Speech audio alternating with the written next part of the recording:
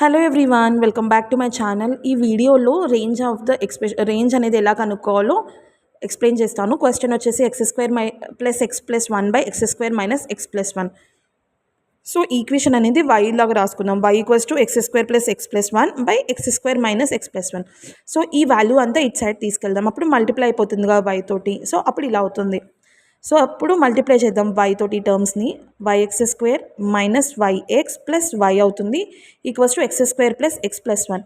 Next స్టెప్లో ఏంటంటే ఈ టర్మ్స్ అనేది ఇటు సైడ్ తెచ్చేసుకుందాం, ఈక్వల్స్ టు ఇటు సైడ్. అప్పుడు ఈక్వేషన్ ఏమవుతుందంటే yx² minus yx plus y minus x² minus x minus 1. ఎందుకంటే పాజిటివ్ అన్నీ నెగిటివ్ అయిపోతుంది కదా.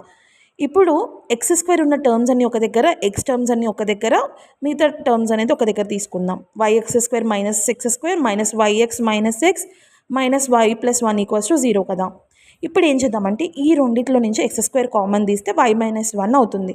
ఈ రెండిట్లోకి వెళ్ళి మైనస్ x కామన్ తీస్తే y ప్లస్ అవుతుంది. మిగతా టర్మ్స్ ఏమున్నాయి, y మైనస్ 1 ఉంది కదా, అది యాజ్ ఇట్ ఈస్ రాసుకోవాలి. సో ఇది y ప్లస్ y మైనస్ 1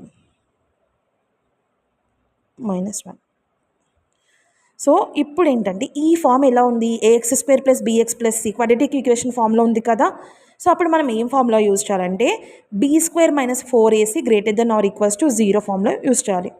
అప్పుడు ఏంటి, ఇది a value, b value and c value ఇవన్నీ తీసుకొచ్చి ఈ ఈక్వేషన్లో సబ్స్టిట్యూట్ చేయాలి. అంటే y plus 1 whole square minus 4 into y minus 1 into y minus 1 greater than or equals to 0. ఇప్పుడు ఇది a plus b whole square ఫామ్లో ఉంది కదా, ఇది a minus b whole square ఫామ్లో ఉంది కదా. ఇలా రాసుకోవాలి.